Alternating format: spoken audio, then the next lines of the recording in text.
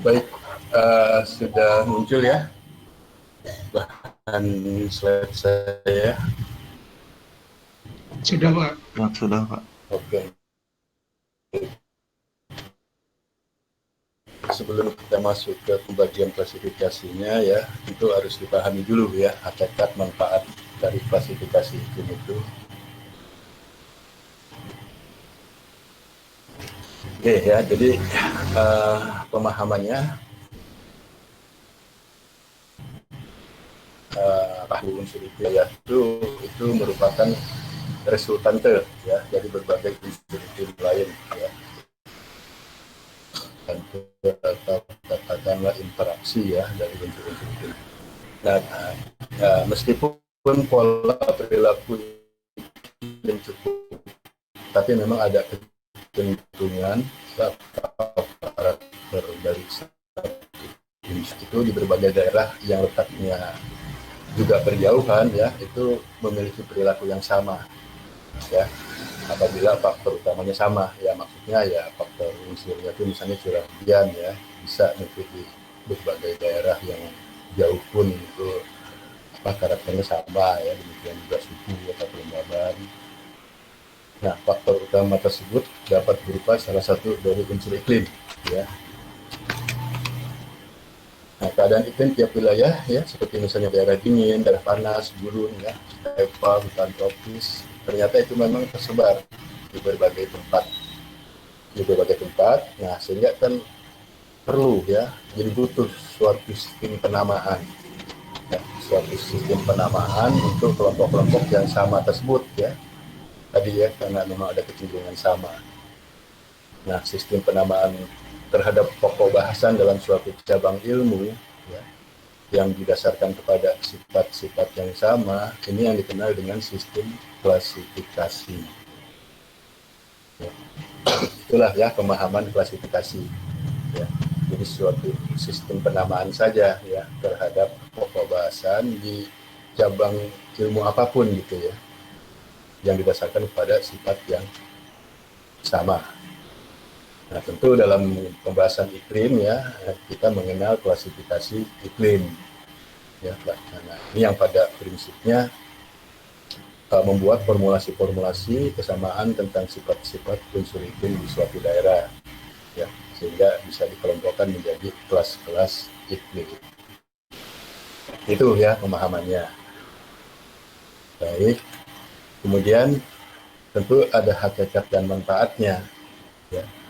Di sini ada 3 hal mengapa klasifikasi iklim dibutuhkan ya dalam klimatologi misalnya ya, yaitu ada 3 ya. Pertama dari sisi keilmuan ya, saintifik, jadi merupakan suatu proses bagaimana menganalisa ya sekian banyak unsur atau data iklim sehingga dapat dilihat pola-polanya ya, pola-pola iklim regionalnya yang memudahkan mengenal ya, serta mengambil penjelasan dari sifat-sifat iklim suatu daerah ya.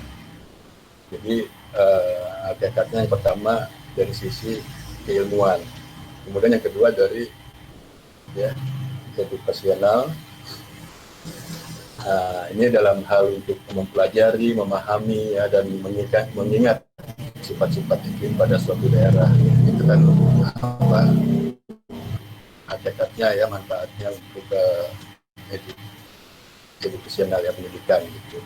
Kemudian yang ketiga adalah filosofis ya, filosofis. Jadi adalah dalam hal memilih kriteria pengelompokan iklim serta batasan-batasannya ya. Jadi penting sekali filosofis ini ya. Jadi setiap para penemu atau peneliti terdahulu ya yang membuat klasifikasi iklim itu tentu ada filosofisnya ya. Filosofisnya didasari kepada kriteria pengelompokannya seperti apa, batasan-batasannya seperti apa ya.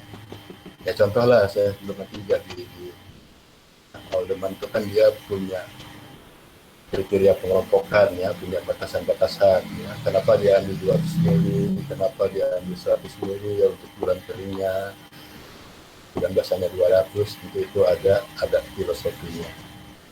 Jadi ini ya tiga hal kenapa klasifikasi iklim itu dibutuhkan: pendidikan dan filosofis.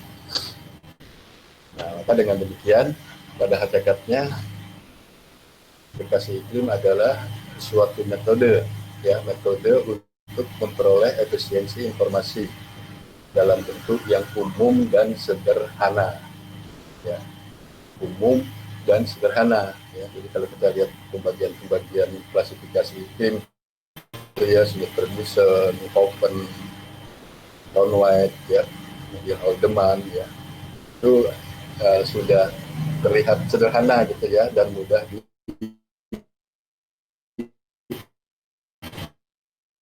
analisis statistik unsur iklim ini dapat dilakukan untuk menjelaskan dan memberi batas, ya, dari kebanyakan tipe-tipe iklim secara kuantitatif, umum, dan sederhana. Memang berangkatnya nanti secara kuantitatif, ya, secara kuantitatif dari batasan-batasan yang misalnya tadi curah hujan 200, 100, ya, suhu sekian sampai sekian dan seterusnya. Nah, nanti akan selanjutnya bersifat umum menjadi kualitatif.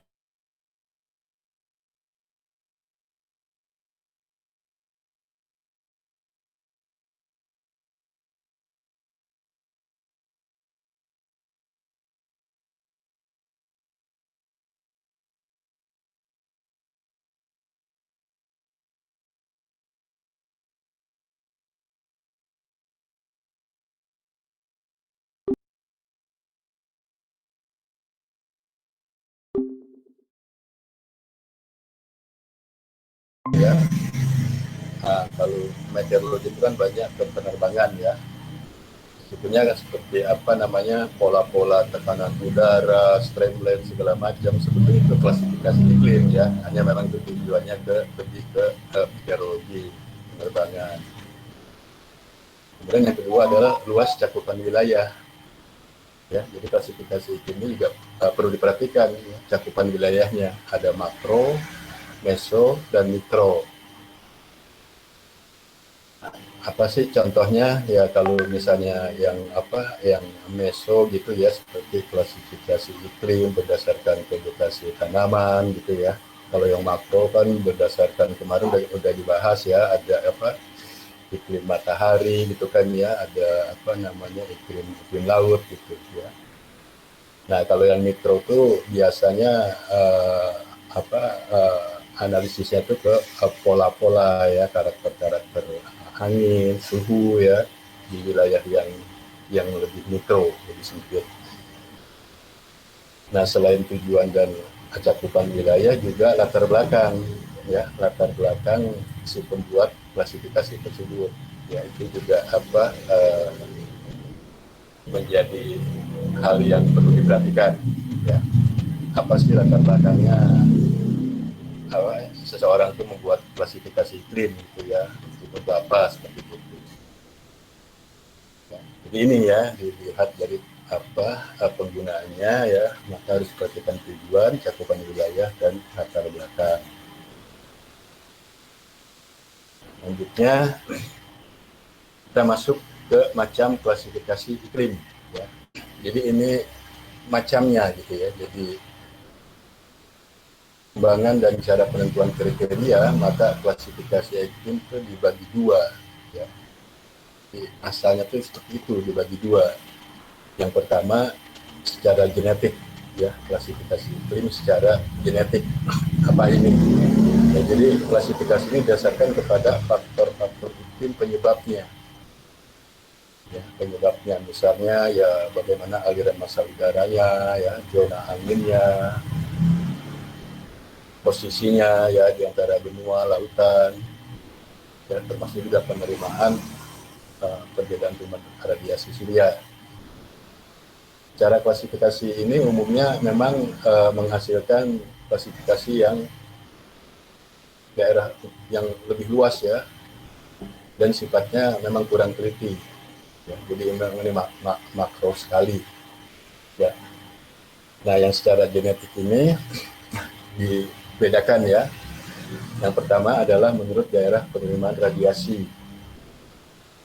Ya, jadi mungkin menurut ahli Yunani kuno ya, sebetulnya sampai sekarang pun bumi itu kan dibagi menjadi 5 wilayah, ya, yaitu posisinya 23,5 ya derajat utara selatan.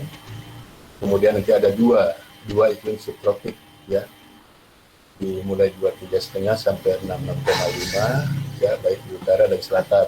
Ya. Kemudian ada lagi nanti dua iklim kutub ya, yang lebih dari 66,5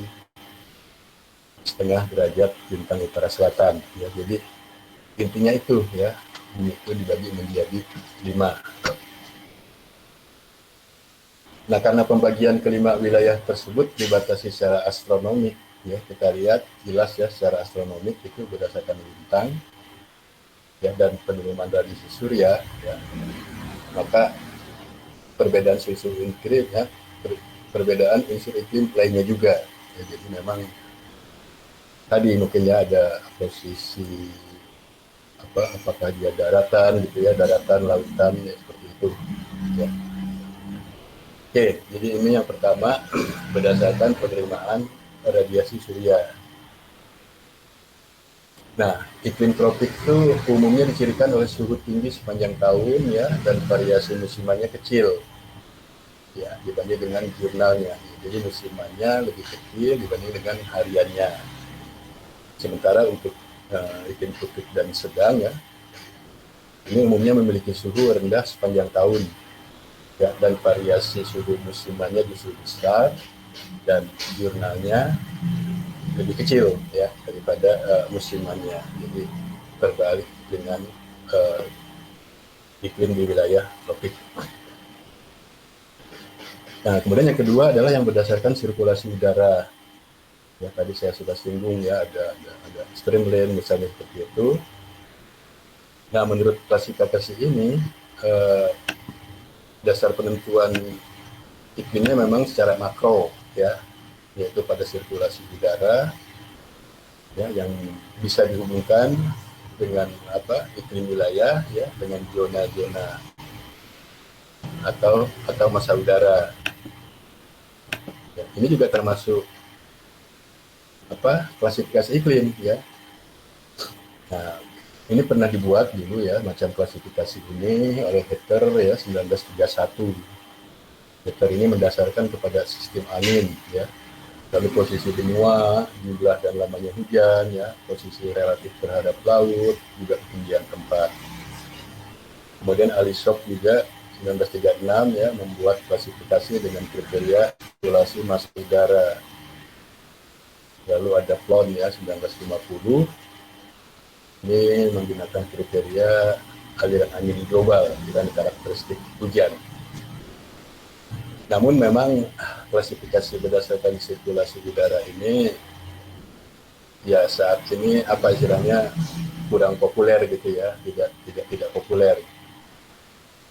Karena mungkin pertimbangannya kan kalau sistem angin itu ya, pola-pola angin itu cepat sekali mengalami perubahan gitu ya. Jadi memang dinamis ya. Jadi kalau klasifikasi itu kan lebih ke statistik gitu ya. Jadi seperti yang kriterianya Haldeman, Smith Ferguson ya, dan lain-lainnya itu lebih statis ya. Sementara yang berdasarkan sirkulasi udara itu ya ada kecenderungan dinamisnya. Nah, tadi yang pertama kan berdasarkan genetik ya, dibagi dua ya, berdasarkan sirkulasi angin tadi ya, dengan satunya adalah berdasarkan penerimaan radiasi surya. Nah, selanjutnya yang kedua secara empirik. Nah, secara empiriknya apa sih? Jadi klasifikasi ini didasarkan kepada hasil pengamatan ya, yang secara teratur terhadap unsur-unsur iklim, misalnya curah hujan, suhu udara, ya, penguapan. Nah, cara klasifikasi iklim ini menghasilkan klasifikasi untuk daerah-daerah yang lebih sempit, Ya, jadi kalau dibandingkan tadi secara genetik itu kan makro ya, luas sekali ya, dan ini lebih teliti ya. Di tipe-tipe iklim yang dihasilkan secara empirik ini lebih teliti ya, dibandingkan secara genetik tadi. Nah, dalam klasifikasi ini juga dibagi dua ya, dibagi dua. Ada yang berdasarkan rasional moisture budget ya, di perimbangan rasio ya, antara apa namanya moisture ya, perbandingan curah hujan dan penguapan ya. Nah, seperti yang dikembangkan oleh Tom White ya, Tom White itu 1948. Konsep dasar yang digunakan adalah evapotranspirasi potensial (ETP) dan neraca air ya, jadi moisture budget. Jadi neraca airnya juga ini sebenarnya keseimbangan antara curah hujan dengan evapotranspirasi ya. Evapotranspirasi potensial dihitung dari suhu udara rata-rata bulanan ya. Jadi perlu kalian ingat nih ya, tidak ada alat pengukur ya untuk mengetahui evapotranspirasi ya, potensial ya, dipakai potensial gitu. Nah, kalau alat itu adalah pengukuran evapotasi yang di panci itu ya, yang ada di taman alat kita itu di kampus ya. Kalau evapotranspirasi enggak. Kenapa? Karena kalau evapotranspirasi itu bukan hanya penguapan dari air gitu ya yang ada di permukaan, tetapi juga termasuk di dalamnya penguapan dari tanaman-tanaman sekitarnya gitu ya. Nanti ada batasannya dari rumput-rumput yang segar gitu ya. Nah, itu kan belum ada ya alat yang bisa mengukur berapa sih penguapan dari permukaan rumput ya, permukaan tanaman-tanaman. Maka biasanya istilahnya ETP ya, evapotranspirasi itu dihitungnya menggunakan pendekatan formula, rumus-rumus ya. Ada pakai Thornwell, ada pakai Penman ya, ada pakai Blenner dan seterusnya. Di daerah tropika dan semi arid ya, metode ini kurang memadai ya, yang Thornwell itu. Kenapa? Karena variasi suhu bulanannya ya, termasuk juga hariannya, daily-nya itu sangat kecil.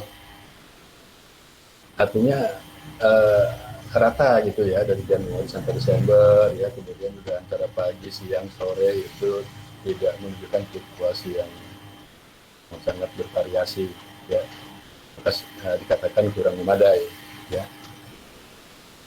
Nah, itu kan akibatnya nanti tadi ETP hasil perhitungan kan, tidak ada ETP dari pengukuran, dari hasil perhitungan ya. Ini hanya didasarkan kepada suhu udara. Ya, dia tidak sensitif terhadap variasi iklim ya, variasi iklim yang ada karena suhu udara, sementara suhu udaranya tadi kan relatif variasinya kecil ya. Oke ya, ini yang berdasarkan moisture budget ya, jadi berdasarkan neraca air. Selanjutnya yang kedua berdasarkan pertumbuhan vegetatif ya, berdasarkan pertumbuhan tanaman. Nah, maka kita mengenal di sini ya, ada klasifikasi Koppen, Haldeman, Smith-Ferguson ya, masih banyak lagi yang lainnya ya. Tapi saat ini memang yang populer dan sering banyak digunakan untuk penelitian ya, 3 klasifikasi ini ya. Oke. Selanjutnya, apa sih dasar klasifikasi itu? Ya. Nah, jadi dasar klasifikasi iklim ini tadi unsur-unsur iklim ya, menunjukkan pola keragaman yang jelas ya. Jadi merupakan dasar.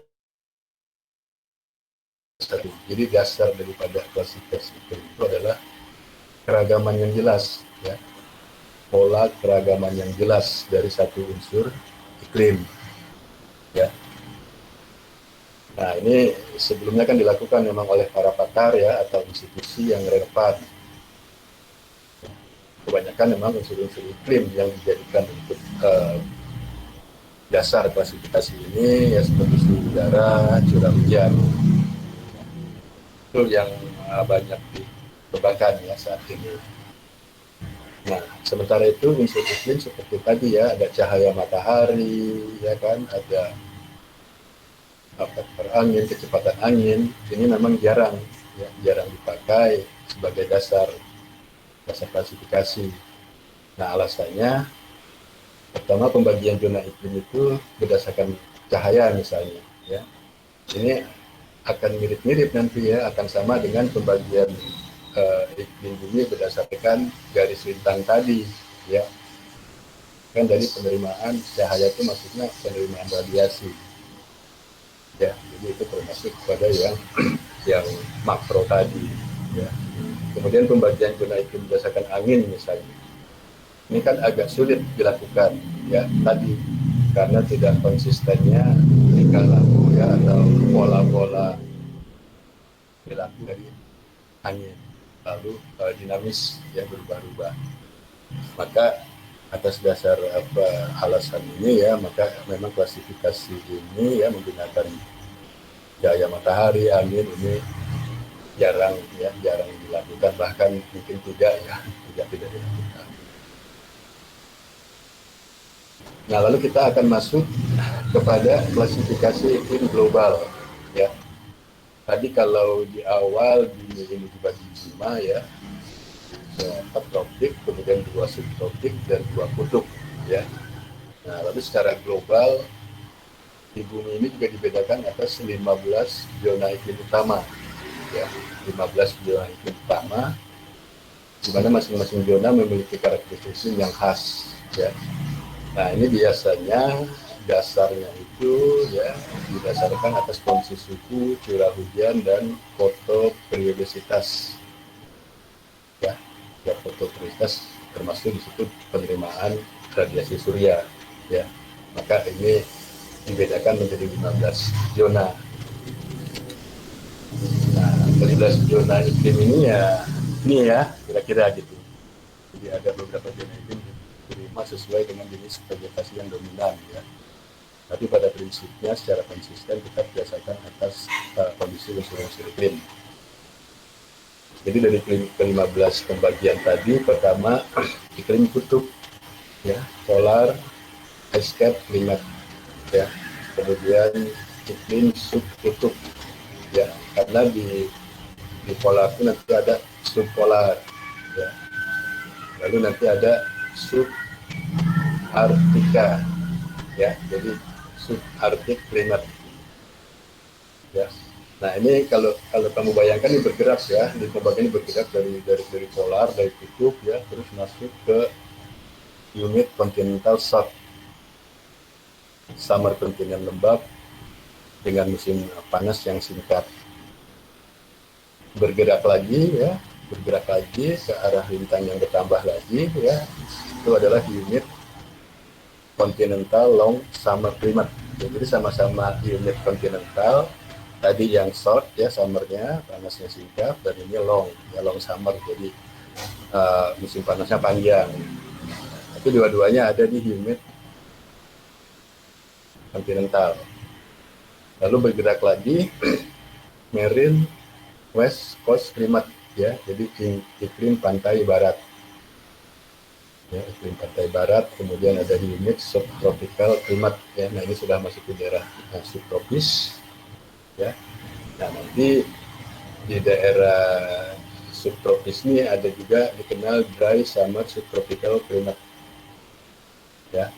Kemudian semi arid mid altitude climate ya, iklim bintang pertengahan agak kering ya.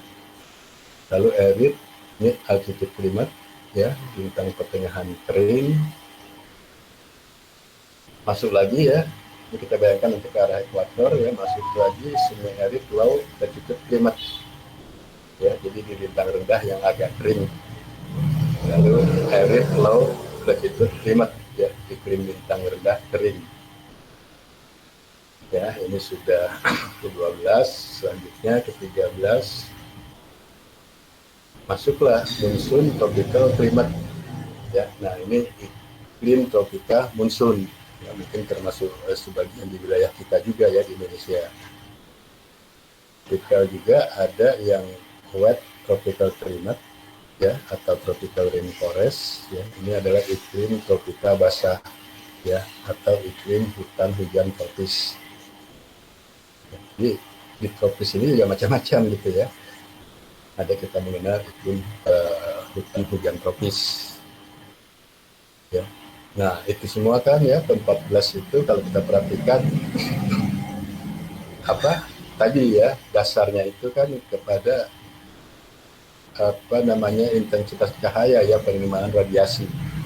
Nah sementara yang ke-15 ini satu ya ini memang beda sendiri, ini adalah highland climate ya, jadi iklim pegunungan ya. Kalau ini faktornya adalah ya kondisi geografi topografi dari suatu daerah ya. Oke ya, nah zona iklim yang dominan di bumi ini ya artinya yang paling luas ya. Kan kita bertanya, jadi di bumi ini, di ruang ini, zona iklim mana sih yang paling luas ya di antara tadi 15 itu ya.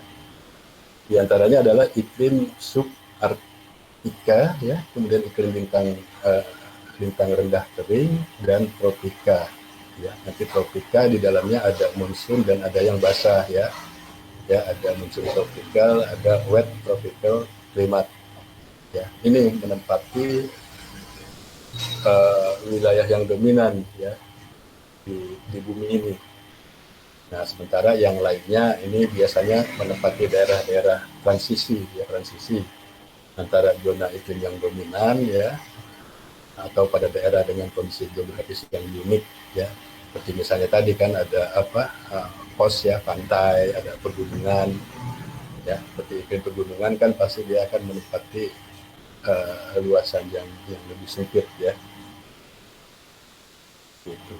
Oke ya, jadi ini pembagian secara umum ya. Kalau tadi secara umum 5 itu berdasarkan penerimaan radiasi surya ya, sementara yang 15 ini di samping penerimaan radiasi surya ya juga sudah dilihat apa namanya fisik satu wilayahnya ya. Maka tadi akan ketemu semi arid yang kering agak kering gitu ya, basah. Di musim juga ada apa, di tropis juga ada musim tropik gitu kan, ada apa wet tropical climate gitu ya, itu hujan tropis, ada juga highland pegunungan. Oke, seperti itu ya. Jadi makanya saya mengantarkan dulu ya sebelum kita masuk ke klasifikasi iklim ya yang memang nanti akan dimanfaatkan ya, diaplikasikan analisisnya untuk berbagai sektor ya, untuk pertanian, pengairan, maka harus mengenal dulu pembagian iklim di bumi ya, di dunia ini ya secara umum tadi ya, termasuk tadi apa filosofisnya ya, kemudian tujuannya kenapa klasifikasi ini dibuat ya, dan seterusnya. Nah, lalu tadi dunia ya, kita memandang bumi umum dunia, lalu kita masuk bagaimana Indonesia. Nah, Indonesia ya sebagian ini apa berdasarkan klasifikasi iklim global ya, kepulauan kita Indonesia dalam zona iklim tropika basah, dan sebagian kecil ada iklim pegunungan dan tropika monsun. Tuh ya, jadi kalau kita masuk ke wilayah kita Indonesia, wilayah kita ini masuk dalam zona iklim tropika, tapi tropikanya yang basah, ya, tropika basah. Tapi nanti ada juga iklim pegunungan, ya seperti di Jaya ya, di Jawa, Jawa Tengah ya, di Sumatera itu kan ada ya iklim pegunungan. Variasi suhu udara tergantung kepada ketinggian tempat ya, altitude. Kita lihat tadi fluktuasi untuk musimannya ya kecil sekali ya. Jadi kalau kamu menghitung rata-rata suhu udara gitu ya secara musiman, itu kan bedanya kecil gitu ya. Nah, sebetulnya apa sih yang menyebabkan variasi suhunya itu kecil ya, minimal gitu ya. Karena memang keberadaan lautan di sekitar kepulauan Indonesia ya, ini juga ikut memperkecil gejolak suhu yang ada. Selanjutnya untuk zona iklim pegunungan ya, ini biasanya memang berada pada ketinggian tepat di atas 1000 meter ya, di atas permukaan laut ya, di 1000 meter DPL. Nah, sudah ada ya peneliti dulu ya, Abrak itu kan coba ya menghitung ya bagaimana kenaikan suhu terhadap ketinggian ya. Jadi suhu rata-rata pada zona iklim pegunungan ini dapat lebih rendah 6 derajat Celcius ya dibanding dengan dataran rendah ya. Maka dibuat satu formula, ada penurunan sekitar 0,6 derajat Celcius pada setiap beda ketinggian 100 meter. Ya, ini penting ya. Nanti kamu dalam aplikasi membuat menghitung evapotranspirasi ya, yang berdasarkan suhu, ya, karena kalian juga harus maklumi, pahami ya bahwa sedikit sekali ya alat atau pengamatan suhu udara di Indonesia ya. Itu kebanyakan hanya di stasiun-stasiun BMKG ya. Kalau kita kebetulan meneliti di daerah sentra pertanian atau wisata atau apa, nggak ada ya data pengamatan suhu udara itu ya. Maka nanti bisa diduga berdasarkan ketinggian tempat ya, dengan menggunakan stasiun referensi yang ada. Selanjutnya zona iklim pegunungan di Indonesia ya, ini ada beberapa ya, sedikit barisan ya.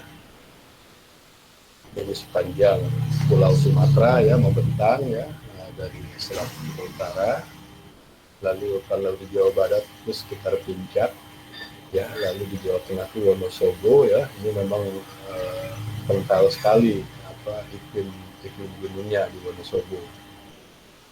Lalu ada beberapa tempat di Jawa Timur mungkin ya, itu di Lumajang itu Gunung Semeru itu ya. Nah, itu mungkin juga bisa masuk karena ketinggiannya sudah lebih dari 1000 meter. Lalu di Jaya Wijaya ya, Jaya Wijaya dan interior di Kalimantan dan Sulawesi. Tapi mungkin Kalimantan terutama ya, sebetulnya interiornya itu lebih gradasi gitu ya. Jadi kalau kamu melihat ya topografi di Kalimantan ya, termasuk juga Israel curah hujannya, itu memang tergradasi ya, dari selatan timur terus naik ke tengah gitu ya, utara terus ke barat. Nah, itu pola hujannya juga menunjukkan seperti itu. Ya, jadi inilah ya sebagai pemahaman ya mengenai hakikat manfaat daripada klasifikasi iklim ya. Lalu bagaimana sebetulnya pembagian iklim bumi ini ya secara makro ya. Lalu kalau dilihat dari penerimaan atau perioditas tadi ya, cahaya matahari ya, dengan kondisi fisiknya, maka bisa diperlukan 15 tadi ya, 15 dan kita terus masuk ke iklim di wilayah kita sendiri di Indonesia ya. Indonesia jadi masuk dalam zona iklim tropikal basah ya, dan zona iklim pegunungan ya di beberapa tempat ya, betul. Oke ya, nah mungkin sebelum masuk ke iklim ya secara berdasarkan vegetatif pertumbuhan tanaman ya, ada nggak yang mau diskusi ya tentang pemahaman klasifikasi iklim ini? Silakan di paparannya.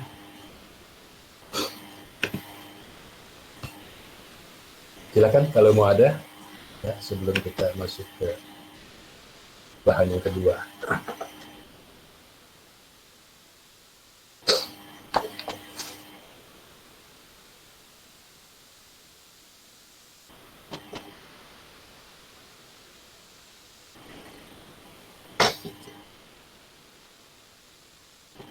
Gimana?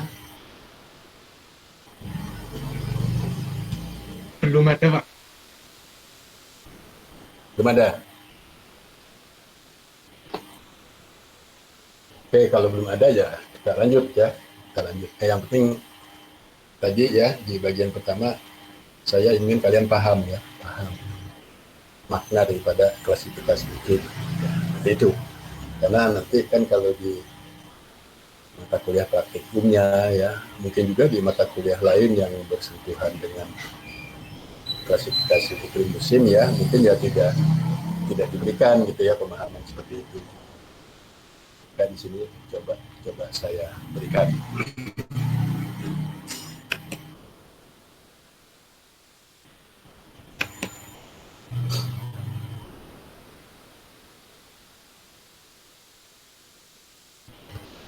Berikut kita masuk saja ya langsung kepada klasifikasi iklim berdasarkan pertumbuhan vegetasi Indonesia. Sebetulnya sih ini tidak hanya di Indonesia ya, di Brunei dimanapun ya sama ya, klasifikasi berdasarkan vegetasi ini ya yang dibuat oleh Alderman, Sino Ferguson itu sama ya, enggak misalnya kalau di Malaysia gitu ya, Alderman bulan basahnya berubah jadi 400 itu yang enggak gitu ya. Tapi ya oke lah ya, kita nggak usah memikirkan di negara lain gitu ya, di negara kita saja. Jadi ini klasifikasi iklim berdasarkan pertumbuhan vegetasi di Indonesia. Nah, yang pertama ada Köppen ya, Köppen. Köppen ini memang lebih kompleks ya, lebih kompleks. Eh, Dulu memang ini kan dikembangkan ya oleh pemerintah Hindia Belanda gitu ya. Kita kan tahu tahu persis ya bahwa Belanda itu ya menjajah Indonesia ya sekian lama ya, dan memang eh, ya selalu berkecimpung di bidang perkebunan ya, pertanian tapi arahnya ke perkebunan ya. Maka muncullah waktu itu ya, jadi ada apa klasifikasi Köppen ya, klasifikasi Köppen. Dulu kan sebetulnya kalau padi nggak terlalu dipikirkan ya oleh Belanda dulu gitu ya, jadi dia lebih ke perkebunan ya, rempah-rempah itu. Nah, klasifikasi ini merupakan klasifikasi utama yang berdasarkan pada hubungan antara iklim dan pertumbuhan vegetasi. Ya, mungkin klasifikasinya ini dikenal ya dan digunakan secara internasional. Ya, kayak saya katakan tadi ya, di negara lain pun ada ya klasifikasi Köppen. Nah, publikasi pertamanya tuh 1901 ya. Terus ada perbaikan-perbaikan ya. Dan itu ada ditulis dalam buku Grundis der Klimakunde tahun 1931 ya. Kelihatan itu kan kalau dari bahasanya itu ya bahasa orang di sana ya, bahasa orang-orang Belanda. Nah, dasar klasifikasi ini adalah suhu dan bulanan maupun tahunan ya. Jadi ada tiga itu, suhu, hujan rata-rata bulanan, lalu hujan rata-rata tahunan ya, yang dihubungkan dengan keadaan vegetasi alam ya, berdasarkan peta vegetasi de Condel ya. Jadi tahun 1874 itu ya ada orang Belanda, de Condel namanya, dia sudah menyusun ya, menyusun keadaan vegetasi ya di Indonesia gitu.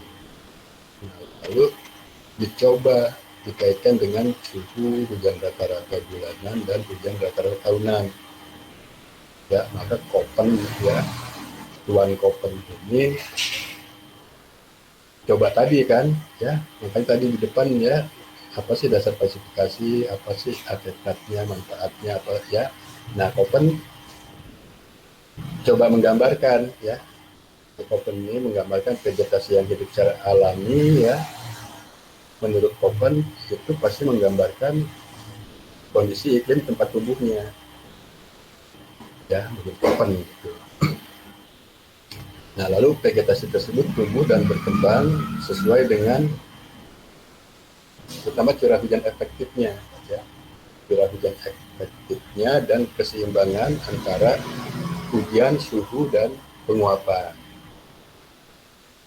Ya.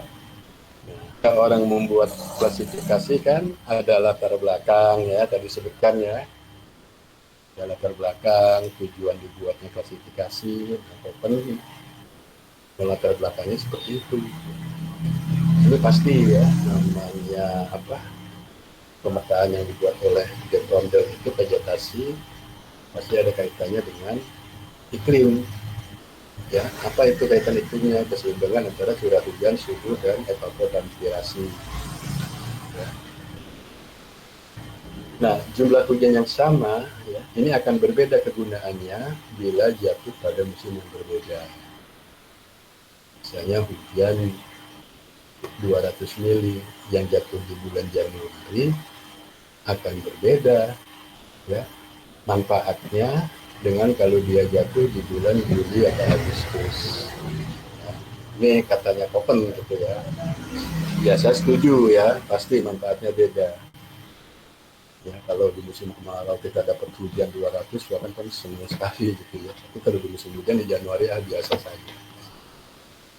Nah, oleh karena itu batas-batas klasifikasi Koppen ya ini dikaitkan dengan batas-batas penyebaran vegetasi. Lalu mulai ya Tuan Koppen ini melakukan pengamatan dan penelitian ya, bagaimana hubungannya dengan unsur iklim. Nah, lalu klasifikasi Koppen ini disusun berdasarkan lambang atau simbol yang merumuskan sifat dan corak ya dari masing-masing tipe. Ya, hanya dengan tanda kombinasi huruf. Ya, kombinasi huruf. Di sini ada 4 ya. Huruf pertama biasanya huruf besar ya, kapital itu menyatakan tipe utama.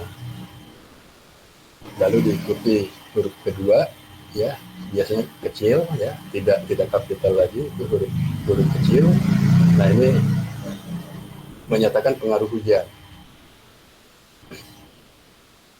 Lalu disambung dengan huruf ketiga ya, kecil juga, itu menyatakan suhu udaranya ya, dan huruf keempat menyatakan sifat-sifat yang khusus ya.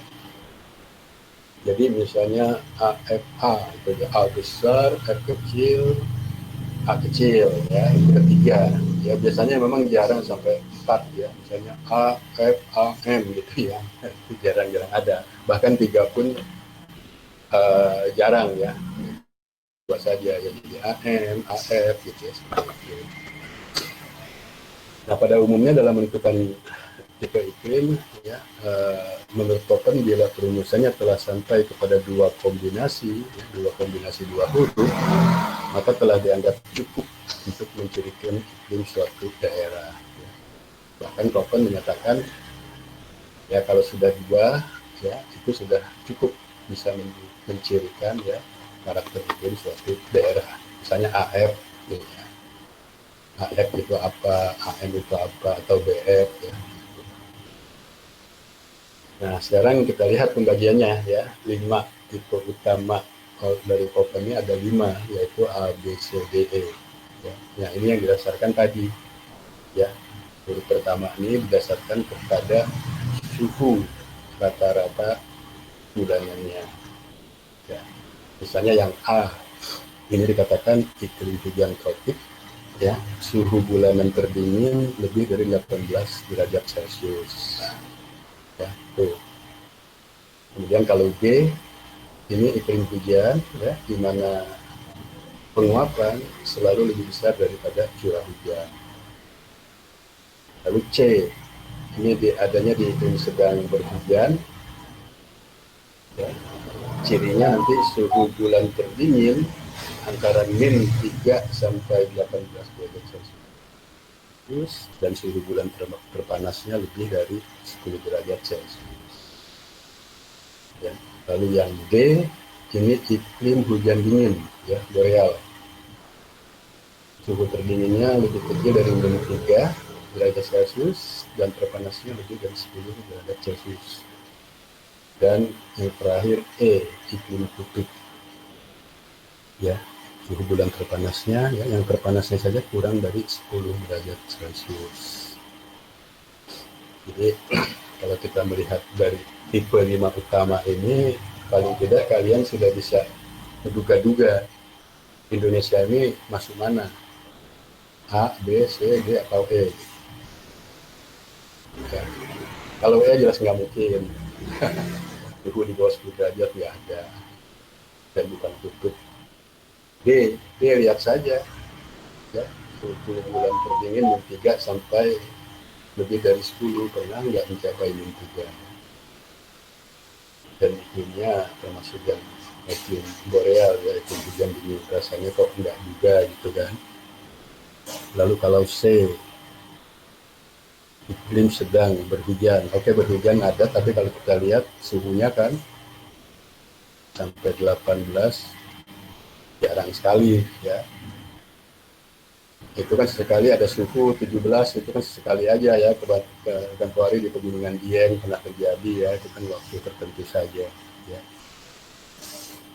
Nah, B, iklim hujan, evaporasi lebih tinggi dari curah hujan, kemungkinan, ya, kemungkinan B ada, tapi penguapannya akan selalu lebih besar daripada curah hujan. Nah, kalau A ini kayaknya sih sudah pasti, ya, karena tadi kan Indonesia masuk di dalam hutan hujan tropik, ya, iklim hujan tropik, dan suhunya pun lebih dari 18 derajat Celcius. Jadi ya langsung, ya, begitu kalian dapat kayak ini kan langsung nih, ya, ada ya, paling tidak kalian berpikir, oh wilayah kita Indonesia mungkin dominan A, ya, ada beberapa mungkin B, tapi kalau C, D, E rasanya nggak ada, ya, gitu. Selanjutnya huruf kedua, ya, huruf kecil kedua. Nah, huruf kecil kedua ini menarik sekali, ya, kriterianya. F kecil, selalu basah, hujan setiap bulan lebih dari 60 mili. S kecil, bulan-bulan kering jatuh pada musim panas. Ya, ada di situ disisipkan S besar lagi, ya.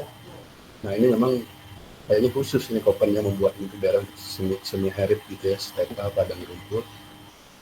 Nah, kemudian W kecil, ya, bulan-bulan kering jatuh pada musim dingin. Nah, khusus lagi W besar, ya, ini untuk daerah yang arid tadi, ya. Kalau S semi arid, W besar arid padang pasir. Kemudian ada M kecil, ya, khusus untuk kelompok tipe utamanya A, monsun tadi kan, ya, yang berarti musim kemaraunya pendek, tetapi curah hujan tahunannya tinggi, ya, sehingga tanah cukup lembab dengan vegetasi hutan hujan tropik. Dan muncul lagi khusus F besar, yaitu daerah yang tertutup es abadi, ya, sepanjang masa. Nah, kembali ketika melihat gambaran dari simbol huruf kedua ini, kira-kira Indonesia ini masuk mana gitu, ya. Kalau tadi kelompok utamanya dominan A, ya, mungkin ada beberapa B. Nah, lalu keduanya mana gitu, ya. Kalian kan lebih bisa, ya, kalau W ya nggak mungkin, W besar nggak mungkin, ya, W kecil juga nggak mungkin, kita tidak mengalami musim dingin, ya, S besar juga enggak, ya. Kalau es kecil juga kita nggak mengalami summer, gitu kan, cara mensortnya tuh begitu, ya. Ini M gitu kan, ya, M kecil. Nah, M kecil ini tipe utamanya monsun A, ya, kemaraunya pendek, hujannya tiap tahun tinggi. Nah, rasanya banyak ini di Indonesia, gitu kan, ya, misalnya wilayah Kalimantan gitu, ya, Sumatera. Nah, paling tidak sudah ada, ya, pilihan A F kecil atau A besar M kecil. Itu saja pilihannya. Kalau F besar jelas nggak ada, ya, tertutup es abadi gitu. Oke, ya. Nah, selanjutnya huruf yang ketiga ini memang dasarkan kepada suhu terpanas dan terdingin, ya, seperti itu, ya. Kalau nggak yang pertama A, itu bulan terpanasnya lebih dari 22,2. B, di bulan terpanas kurang dari 22,2. Ya. Dan seterusnya ya, C, D, ya, sampai K, L itu ya. Nah, kalau saya melihat sih Indonesia gitu ya, ini kalau 3A, ya, A kecil, bisa juga mungkin ada daerah B, ya. Ya, jadi kombinasinya tadi ya, dari A besar ya, yang tipe utamanya A besar, huruf keduanya kalau tidak F, M, lalu huruf ketiganya mungkin kalau masih itu bisa ditambah ya A atau B kecil. Tuh. Ya. Sebab kalau kamu perhatikan dari C, D, F, G, H, K, L itu ya sulit ada kondisi itu di wilayah Indonesia. Ya.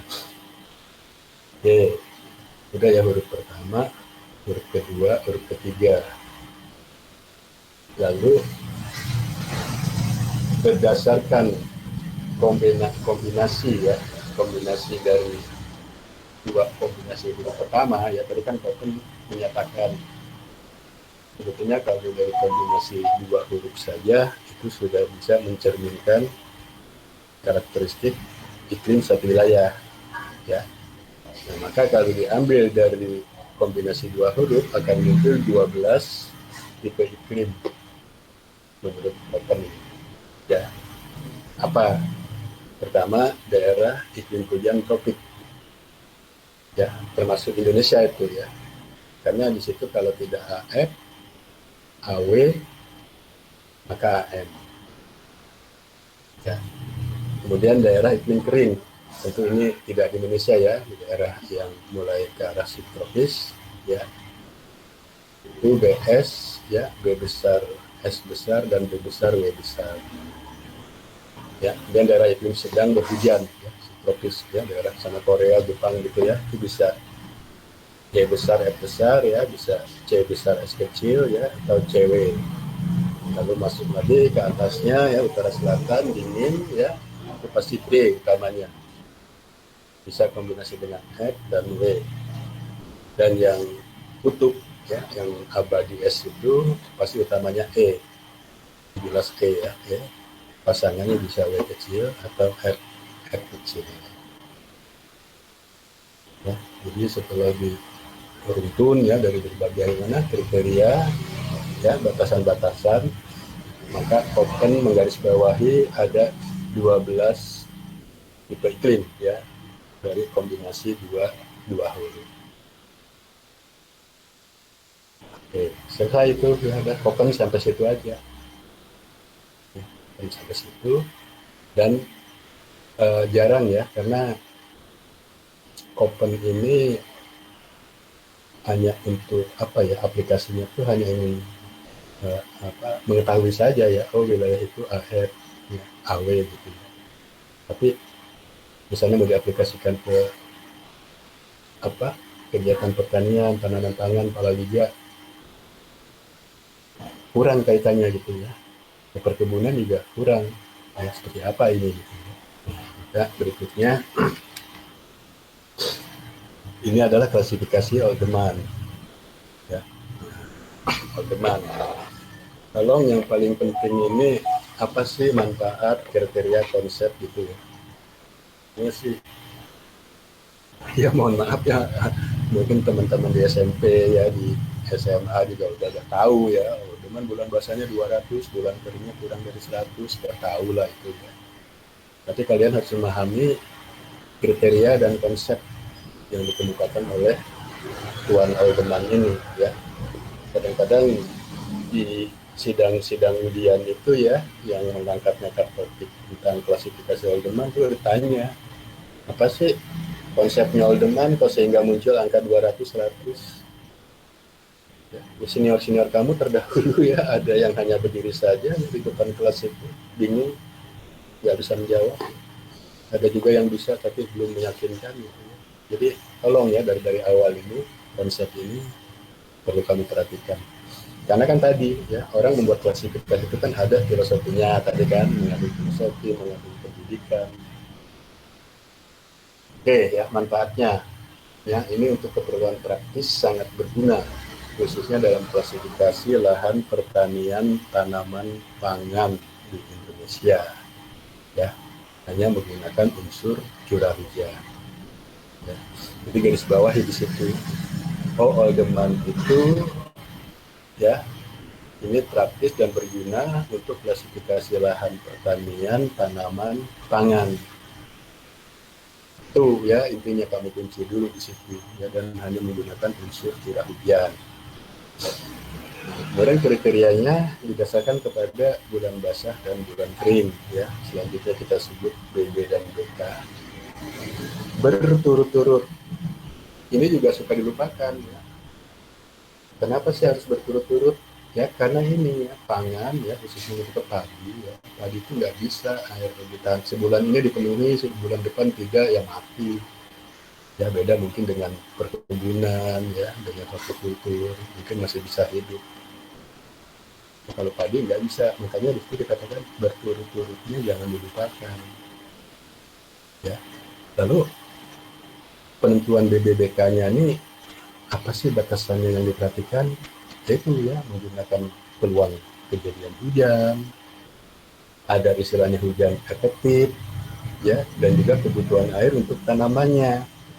Ya, karena ini adalah padi ya, pangan adalah padi palawija ya. Nah, konsep yang dikemukakan oleh Elderman ya seperti itu. Padi sawah akan butuh air rata-rata per bulan 145 mili ya pada musim hujan. Ya, oh itu ya 145. Oke, ya. Ini dari mana? Ya itu udah kriteria Elderman ya. Lalu palawija butuh air rata-rata per bulan 50 pada musim kemarau. Jadi kalau mau tanam palawija misalnya jagung ya, itu per bulan 50 pada musim kemarau. Lalu yang ketiga, hujan bulanan yang diharapkan punya peluang kejadian 75%. Jadi harus dijamin peluang kejadiannya. Ya. Nah, gimana Pak menghitung peluang kejadian 75%? Menggunakan formula itu sama dengan 0,82 dikalikan dengan rata-rata hujan bulanannya dikurangi 30. Itulah peluang, berarti apa angka yang dikeluarkan dari 0,82 kali hujan rata-rata kurangi dari 30 itu adalah peluang kejadian hujan 75%. Nah, kemudian hujan efektif untuk sawah harus 100%. Ya, karena tadi sawah padi nggak bisa main-main. Dia efektif harus 100%. Nah, sementara nanti untuk palawija ya, misalnya jagung ya atau yang lainnya ya, itu hujan efektifnya cukup 75%. Ini ya, jadi berangkat dari konsep yang dikemukakan ini, dihitung-hitung kan, kalau begitu berapa per bulannya, bulan basah yang diperlukan dan bulan kering itu seberapa. Nah, dari konsep ini dimasukkan ke persamaan matematikanya ya itu. Nah, tadi katakan padi sawah 1 bulan 145 ya. Nah, ini akan digunakan efektifnya harus 100% ya, 1 dikalikan dengan peluangnya ya. Peluang kejadiannya tuh minimal 75% ya, yaitu 0,82 ya kali kejadian hujan kan dikurangi 30, itulah hujan 75% ya. Dia harus efektif 100% dan butuhnya 145 ya. Maka ya, dibuat matematika seperti itu, maka X-nya dikeluarkan akan diperoleh 213 mm ya per bulan. Lalu palawija ya butuhnya cukup 50 kan di musim kemarau. Peluangnya cukup 75, efektivitasnya cukup 75%, 0,75 Ya, kalau peluang tetap ya harus menggunakan peluang 75%, 0,82x kurangi 30. X-nya dikeluarkan, maka diperoleh 118. Ya, paham ya? Nah, lalu 213, 118. Ya, ini kan sulit ya, jadi mengingat-ingatnya agak-agak gimana gitu ya. Maka selanjutnya ordeman ini dibulatkan gitu ya. Dibulatkan saja, 213 menjadi 200 dan 118 menjadi 100. Nah, angka inilah yang dinyatakan sebagai bulan basah untuk 200 dan bulan kering yang 100. Ya, tuh ya. Jadi ini kan dilatar belakangi konsep tadi, filosofi tadi, ketemu BB 200 maka 100. Nah, jadi kriterianya bulan basah adalah bulan dengan rata-rata curah hujan lebih dari 200 mm per bulan, dan bulan kering bulan dengan rata-rata curah hujan lebih kecil sama dengan ya, tolong tambah itu sama dengan 100 mm per bulan. Ya, mungkin ada yang tanya, Pak, kalau 100 sampai 200 bulan apa? Sebetulnya Aldeman tidak tidak apa ya, tidak mengemukakan istilah itu ya, tapi ada orang menyebutnya bulan lembab. Ya. Jadi kalau ada di bulan-bulan itu angkanya 100 sampai 200 ya, katanya bulan bulan lembab ya. Tapi Aldeman sendiri tidak ya, dia cuma bilang bulan basah, bulan kering. Nah, berikutnya kita lihat dalam penentuan klasifikasi iklimnya, Aldeman menggunakan panjang periode bulan basah, bulan kering berturut-turut. Nanti akan beda dengan Smith Ferguson ya. Aldeman harus berturut-turut. Kalau dalam satu bulan misalnya sudah 201 ya, curah hujan itu agak, kemudian bulan berikutnya 210, lalu berikutnya 195, berikutnya lagi 300 ya, maka nggak bisa dihitung 3 itu lebih dari 200 ya, karena tidak berturut-turut yang ketiganya ini ya, tetap masuknya jadi 2 gitu BB-nya ya, bulan basahnya 2 ya, karena dari tengahnya 195 misalnya kalau datanya seperti itu. Kemudian tipe utamanya dikelompokkan berdasarkan bulan basah ya, jadi tipe utama dari Aldeman itu dasarnya adalah bulan basah berturut-turutnya. Nah, lalu nanti ada subdivisi ya, subdivisi dari klasifikasinya itu dikelompokkan menjadi 4 didasarkan kepada bulan kering berturut-turut ya, maka akan diperoleh ya tabel klasifikasi Aldeman seperti ini. Ya, tipe utama ada 5 ABCDE ya, berturut-turutnya bisa kalian lihat ya, lebih dari 9, 7 sampai 9, 5 sampai 6, 3 sampai 4, dan kurang dari 3. Nah, lalu subdivisinya dilihat dari BK-nya ya, yang kurang dari 200 dari 100 itu ya. Ada 1 kurang dari 2 ya, 2 sampai 3, 3 4 sampai 6, dan 4 lebih dari 6 ya. Nah, ingat ya, nanti kalau satu pos hujan atau wilayah sudah masuk dalam E ya, ini nggak perlu lagi ada subdivisinya ya. Misalnya ada S1, E2, E3, E4, nggak ada lagi ya, ya sudah E gitu ya. Karena itu sudah jelas ya, bulan basah berturut-turutnya kurang dari 3 ya, dalam setahun cuma 1 bulan bulan berturut, bulan basahnya, atau 2 bulan ya. Ini memang tidak dipecah lagi ya, bulan keringnya ya sudah pasti, bulan keringnya ya 11 bulan atau 10 bulan gitu ya, seperti ini. Oke, ini segitiga Aldeman ya.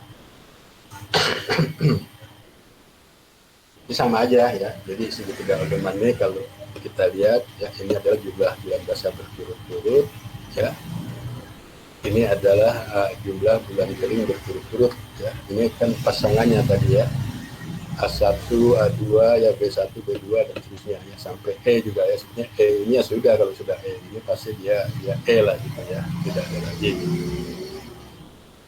nanti ini kan dihitung ya, ini bulan basah ya, lebih dari 9 kan ada pasnya di sekitar A gitu ya, lalu lihat keringnya gitu ya, keringnya kurang dari 2 ya, maka dia A1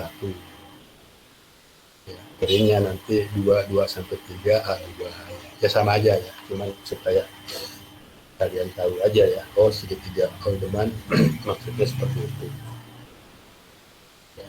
Nah, selanjutnya Haldeman ini menarik ya, makanya banyak dipakai ya di penelitian, termasuk senior kalian ya kalau bikin proposal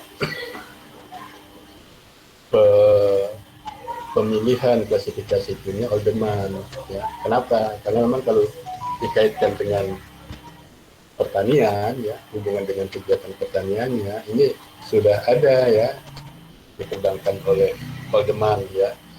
Ini juga ada jurnalnya ya di Tirsalas ya, yang membuat jurnalnya itu. Jadi khususnya dengan tanaman pangan, Haldeman mengemukakan penjabaran dari setiap TP-nya. Ya, ini penjabarannya ya. Jadi dibagi itu 3 kolom ya. Kolom pertama kondisi TP-nya, lalu kolom kedua apa sih kegiatannya gitu ya, terkait dengan tanaman pangan ya. Nah, nanti yang ketiga itu ya keterangannya saja ya. Misal untuk tipe iklim A1, A2 ya. Karena kalau sudah A1, A2 jaranglah kita temukan A3 gitu ya, A4 ya. Kamu cari sendiri tuh alasannya kenapa gitu ya. Ya, lucu nanti kalau ada A5 ya, A4 gitu. Ya, dan tidak mungkin. Ya. Kamu bisa lah itu menjawab ya dari apa? Dari kriterianya tadi. Nah, kalau satu daerah tuh tipe iklimnya A1, A2, ini katanya Haldeman, ini bagus untuk kegiatan tanam padi terus menerus. Jadi setahun itu terus menerus boleh padi, karena mungkin basah kan, airnya banyak gitu. Ya, tapi dikasih catatan produksinya kurang ya, kurang bagus lah maksudnya ya. Kenapa? Karena flux radiasi surya rendah. Ya kalau A1, A2 kan tadi kan BB-nya lebih dari berapa tuh kamu lihat? Lebih dari 9 bulan kan? Ya bisa setahun BB terus. Ya, kalau setahun hujannya basah terus, pasti kan matahari kurang dong ya. Radiasi surya juga rendah. Padahal tanaman padi ya di samping perlu air, radiasi surya lebih diperlukan lagi. Ya, fotosintesa itu. Ya, dia kan dari radiasi surya. Ya. Nah, makanya dikatakan ini produksinya kurang bagus ya, walaupun bisa ditanam apa terus menerus dalam setahun ya. Jadi di keterangannya bisa 3 kali padi sawah ya setahun ya, yang berumur pendek ya, mungkin umur padi yang 3,5 bulanan, atau kalau nggak mau padi terus bisa 2 kali padi sawah ditambah 1 palawija. Ya. Nah kemudian yang B1, nah, ya B1 ini juga bisa ya setahun padi terus menerus ya, karena memang masih basah tuh ya, itu kan 7 sampai 9 bulan basah gitu. Dan produksinya tinggi. Kenapa ya? Nah, tinggi dengan catatan kalau panennya di musim kemarau, berarti ini di musim tanam kedua ya, dia akan jatuh panen di musim kemarau tadi karena menerima ada radiasi surya ya. Mungkin sisa bulan-bulan tadi ya, karena kan 7 sampai 9 kan bulan basahnya. Berarti ada bulan keringnya antara berapa? Ya 5 sampai 3 ya. Nah, itu lumayan ya, 5 sampai 3 bulan itu mungkin apa? Radiasi surya cukup ya. Maka bisa setahun 3 kali dan produksinya akan lebih tinggi dibanding daerah yang tipenya A1, A2. Ya. B2 juga seperti itu ya. Tapi kalau yang B2 ini disarankan oleh Haldeman ya, karena dia bulan keringnya akan lebih banyak kan kalau B2 kan logikanya gitu dibanding dengan B1. Maka kata Haldeman cukup 2 kali padi sawah aja ya, itu pun yang varietasnya umurnya pendek ya. Kemudian sisanya ya yang sudah masuk ke musim kemarau ya, itu bisa digunakan untuk palawija ya. Jadi misalnya 2 kali padi, setelah itu apa, jagung ya gitu.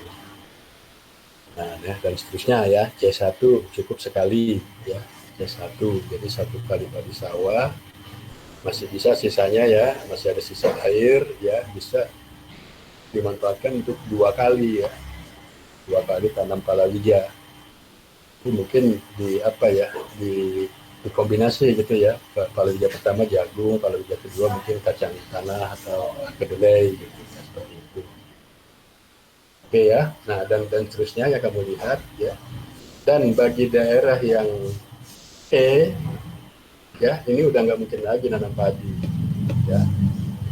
Itu juga untung-untungan setahun 1 kali palawija ya.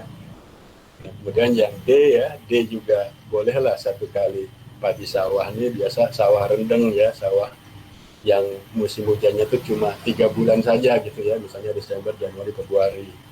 Selanjutnya sisanya udah musim kemarau ya, bahkan kering gitu. Maka cuma bisa 1 kali padi.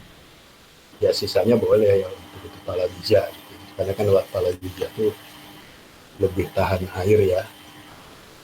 Ini ya, jadi hubungan antara uh, tipe iklim klasifikasi Olderman dengan penjabarannya kepada kegiatan tanaman pangan. Ya. Maka ini sering digunakan ya, sering digunakan dalam penelitian oleh senior-senior kalian ya, memetakan Olderman ya. Nanti setelah dapat ya di Kabupaten A ya, lalu nanti secara apa? Secara pemetaan, secara spasial terlihat ya, oh sebelah timurnya A2 ya, sedikit saja, kemudian ada sebagian sebelahnya masih B1, B2 ya, lalu ke selatannya C gitu ya. Nah, jadi itu dikembangkan ya. Oh, berarti daerah yang tadi yang A1 itu boleh 3 kali padi, ya. Yang B juga masih bisa. Nanti yang C cukup 1 kali, ya, ditambah 2 kali palawija. Nah, ini adalah pola, ya, pola tanamnya. Bisa sekian kali palawija ya. Nah, lalu orang kan tanya, saya mau nanam 2 kali padi, 1 kali palawija, kapan? Pertanyaan berikutnya itu kapan? Memangnya mau tanam 2 kali padi seenaknya di bulan apa? Nah, kapannya itu, maka nanti kamu akan belajar analisis neraca air lahan, ya, mungkin di semester berikutnya nanti. Ya. Nah, dari ketersediaan air tanah itu ya, hasil dari analisis neraca air lahan baru bisa ditentukan ya. Di sana kamu akan belajar ya, misalnya nanti membuat neraca air lahan untuk padi beda dengan jagung, beda dengan kedelai, beda dengan hortikultur ya. Nah di sana akan muncul nanti ya bulan-bulan yang air tersedia, ya, yang surplus, yang defisit. Nah baru di situ ditentukan, oh 2 kali padi sawahnya di sini, ya sisanya untuk palawija ya di sini. Seperti itu. Oke ya, selanjutnya apa lagi? Ini contoh saja ya. Ini contoh pemetaan iklim Olderman di Provinsi Jawa Barat menggunakan rata-rata hujan 81/2010. Ya, mungkin nanti Pak Erpan ya, akan ini nih, kalau saya menyarankan supaya kalian bisa membuat analisis spasial ya, analisis spasial klasifikasi di Olderman ya. Ya daerahnya di mana saja lah, setelah ya. Saya belum tahu nanti ya Pak Erpan dapat datanya mana ya, kalau nanti beliau mau minta data ke saya juga akan saya berikan gitu ya. Misalnya tidak provinsi ya, cukup kabupaten ya. Kalian kan dari 26 itu ya bisa dibagi 3 atau 4 kelompok ya, masing-masing mengerjakan kabupaten yang lain. Ini contoh ya. Sedikit cara perhitungannya ya, inilah cara menghitung klasifikasi Olderman ya. Contoh di Kabupaten Cirebon ya, Jadi Kabupaten Cirebon ini ada 23 pos hujan ya. Ini nama pos hujannya ya. Apa nomor pos hujan ini nama posnya ya. Di 83 Ambit ya. Kemudian 33 Arjawinangun ya dan seterusnya.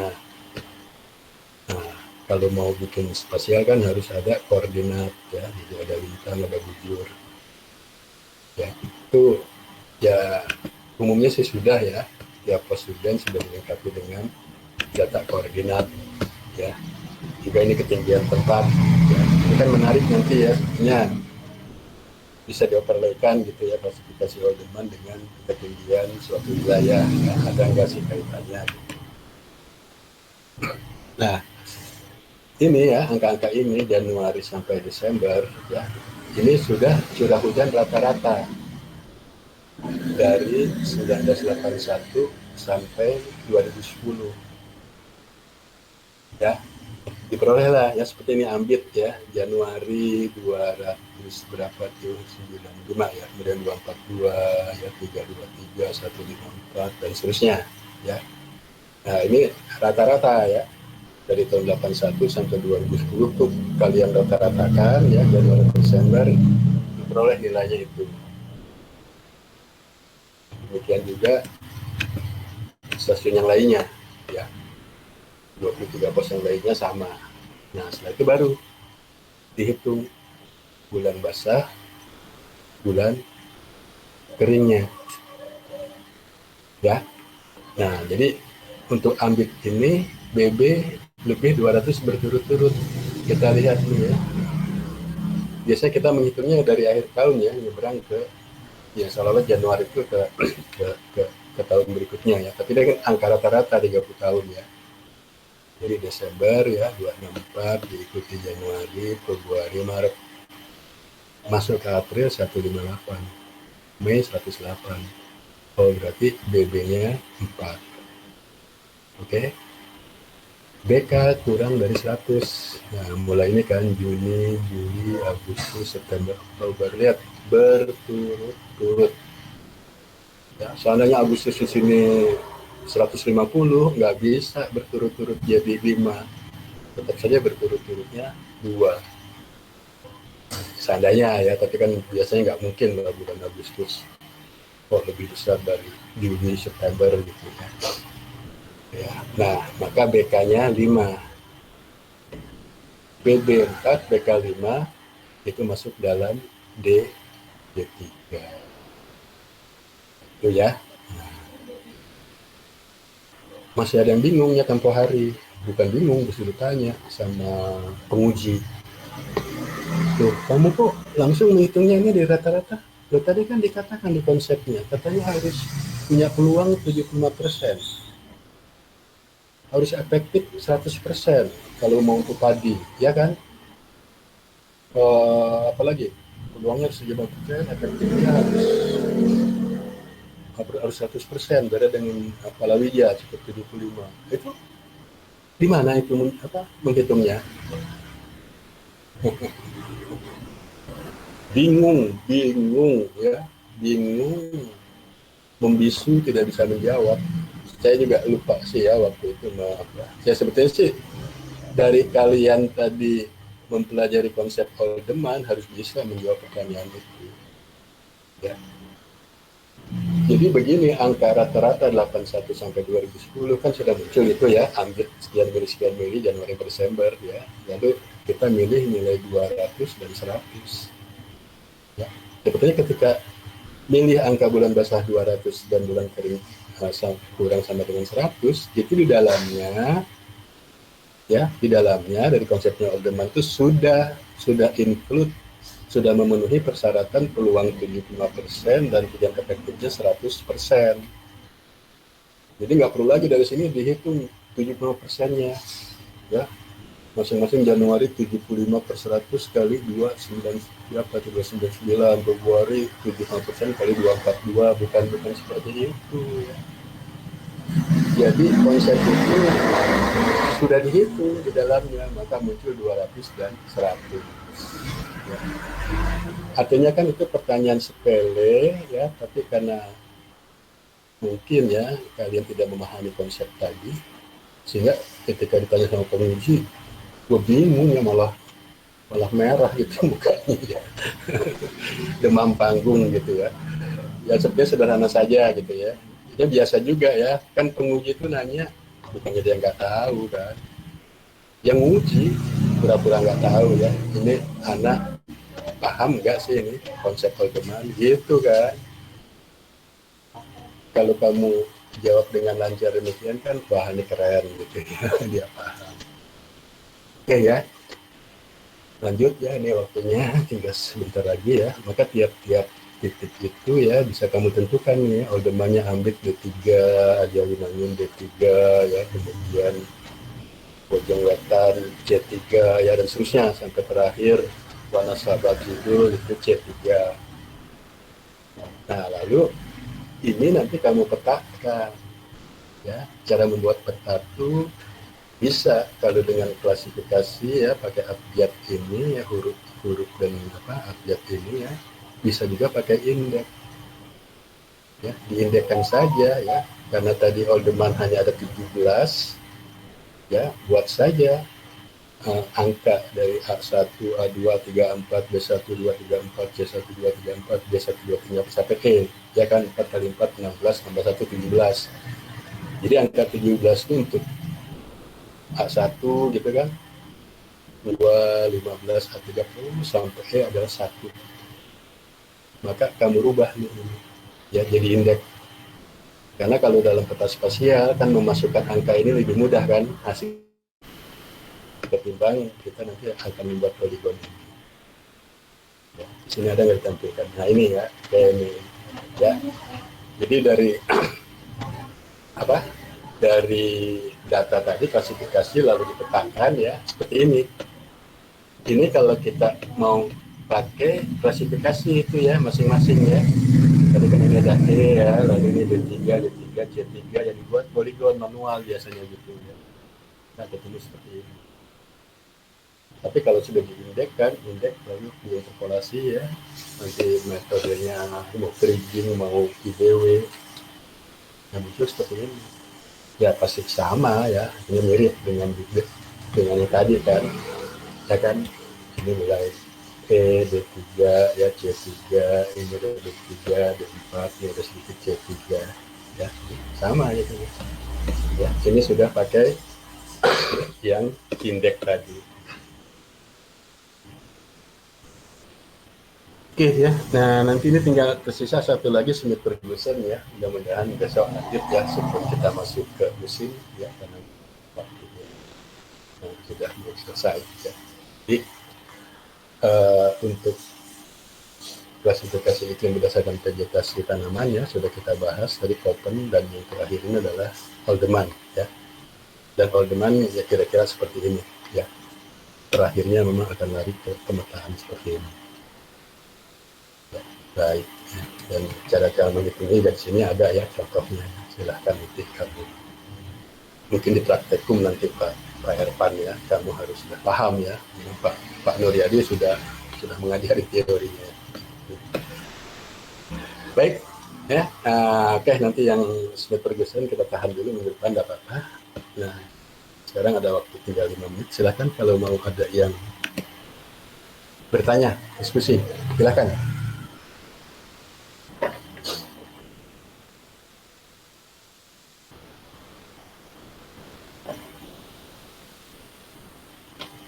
Silakan, ayo belajar tanya loh. Silakan, siapa? Kan sama saya ya di Brilian University.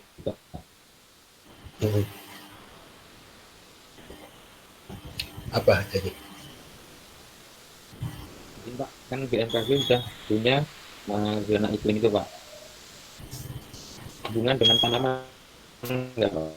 Kayak tadi kan ada misal satu tahun itu satu untuk MKG. Dalam 1 tahun gimana? Kalau misal tipe Alderman tadi kan ada klasifikasi di bidang tanamannya juga Pak. pertanyaannya. Nah, itu untuk ZOM itu ada nggak Pak klasifikasi tersebut Pak, yang hubungannya dengan tanaman? Oke, oke, baik ya. Ini pertanyaannya apa bedanya ya antara pengklasifikasian berdasarkan Haldeman ya, kriteria Haldeman dan ZOM yang dibuat oleh BMKG. Pertama ya, jelas ini beda ya. Kalau Haldeman tadi kan didasarkan ya kepada kejadian bulan basah dan bulan kering berturut-turut. Ya, itu dulu ya. Lalu rasanya 200, bulan keringnya kurang 100 tadi ya, apa namanya filosofinya ya, konsepnya sudah ya. Nah, Zoom itu tidak memandang ya, tidak memandang hujan 200, 100, mau 50, mau 500, karena Zoom itu mengelompokkan pola hujan yang mirip atau sama.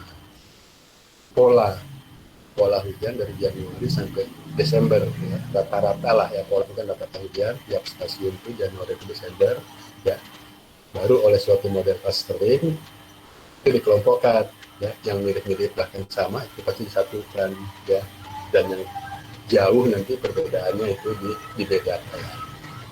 Jadi jelas nggak sama ya. Kalau Haldeman kan tadi ya, dikunci dulu. Ini kita mau berdasarkan bulan basah, bulan kering ya. Bulan basah itu harus menjadi 200, bulan kering itu menjadi 100 ya. Tidak melihat pola, terserah polanya mau seperti apa. Nah, sementara JOM justru pola yang dipertimbangkan. Aplikasinya jelas JOM tadi untuk ke pola tanam ya, bisa ditemukan 2 kali padi sawah, 1 kali palawija ya. JOM nggak bisa ya, di zona musim 5 ini untuk 2 kali padi, 1 kali palawija ya enggak ya, ya, ya.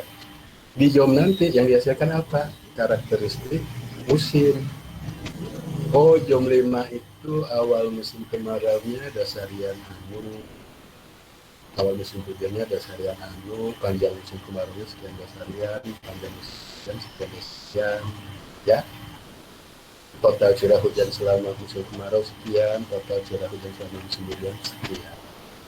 Ya, jadi nggak sama ya, dan berangkat dari konsepnya pun dua-duanya sangat berbeda ya. Karena tadi ya, makanya di awal ya, mengelompokkan klasifikasi itu juga tergantung konsepnya, latar belakang dibuat itu untuk apa ya. Jom untuk karakteristik musim, Haldeman diaplikasikan ke kegiatan pertanian. Oke, ada lagi?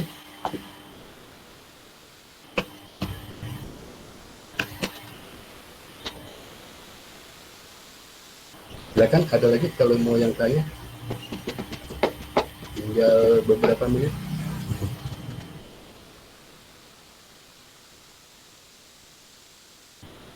Ya, nah nanti ini bahan ini biasalah saya email ya, karena kalau saya masukkan di aplikasi Simas nggak cukup ya, lebih dari 2 giga ya. Nanti kalau saya kurang-kurangi malah nggak utuh. Cuma dapat 4 slide. Ngapain kamu belajar 4 slide nih Pak Nur, ngasih 4 slide buat apaan gitu. Jadi tadi yang sekian slide itu ya mau nggak mau harus di email ya, apa-apa. Ada lagi yang mau tanya? Kalau enggak, ya silakan Risma. Belum ada pertanyaan, Pak. Oh belum. Ya udah, kalau belum nanti bahannya kamu pelajari lagi ya. Kalau Pak Ervan hari apa praktek itu? Siap, Setelah kalau ini, Pak Irfan setelah ini Pak. Hari? setelah mata kuliah Bapak, Pak. Jam Oh 9 langsung. sore. Ya. Oh ya, oke kalau gitu. Oke ya, saya juga kan nanti setelah ini juga akan ngajar semester 7B ya. Ya baik kalau gitu ya. Ya nanti kita lanjut lagi minggu depan ya. Nah, demikian, terima kasih. Assalamualaikum warahmatullahi wabarakatuh. Tolong di screenshot ya, atensi ya. Oke, Siapa? oke, ya. Waalaikumsalam warahmatullahi wabarakatuh. Waalaikumsalam warahmatullahi Siap, terima wabarakatuh. kasih Pak. Siap, terima kasih Pak. Mas, Pak. Terima kasih, Pak.